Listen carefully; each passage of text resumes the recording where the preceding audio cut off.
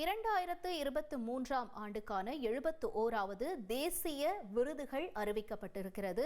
திரையுலகில் பல்வேறு திரைப்படங்கள், இசையமைப்பாளர், மேக்கப் இந்த மாதிரியான கேட்டகரியில பல்வேறு பிரிவினருக்கு அவார்டுகள் அறிவிக்கப்பட்டிருக்கின்றன. இதில் முக்கியமாக பார்க்கக்கூடிய ராம்குமார் பாலகிருஷ்ணன் இயக்கத்தில் உருவாகியிருந்த பார்க்கிங் திரைப்படத்திற்கு பெஸ்ட் பிலிம்கான அவார்டு வழங்கப்பட்டிருக்கு. இது தொடர்பான விவரங்களோடு இணைஞ்சிருக்காங்க நமது செய்தியாளர் ராஜா அவர்கள்.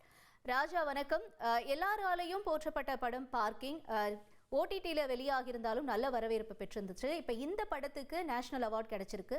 மேலும் இது தொடர்பான தகவல்கள் என்ன, மற்ற என்னென்ன பிரிவுகள்ல அவார்டுகள் வழங்கப்பட்டிருக்கு, விவரங்கள் என்ன ராஜா? வணக்கம். 71வது தேசிய விருதுகள், திரைப்பட விருதுகள் வழங்கும் விழாவுக்கான அறிவிப்பு.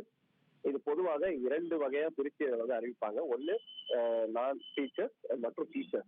இதுல முதல்ல நான் ஃபீச்சர் பிலிம் பிரிவுல பார்த்தா பெஸ்ட் சினிமோட்டோகிராஃபி தமிழில லிட்டில் விங்ஸ் என்ற திரைப்படத்திற்கு சரவணமுத்து சவுந்தரபாண்டியன் மற்றும் மீனாட்சி சோமன் ஆகியோருக்கு அறிவிக்கப்பட்டிருக்கு. அதுக்கப்புறம் ஆங்கிலத்தில் வெளியான தி டைம்ஸ் தமிழ்நாடு என்ற ஆவணப்படத்திற்கு சிறந்த கலை மற்றும் கலாச்சார படத்திற்கான தேசிய விருது அறிவிக்கப்பட்டிருக்கிறது.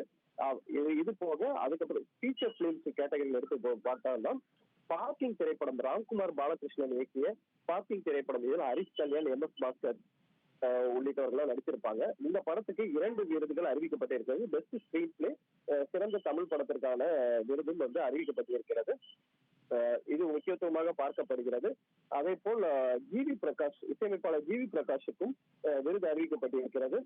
ஜிவி பிரகாஷுக்கு அதாவது வாத்தி திரைப்படத்திற்கு சிறந்த இசையமைப்பாளருக்கான விருதை ஜிவி பிரகாஷுக்கு அறிவிக்கப்பட்டிருக்கிறது.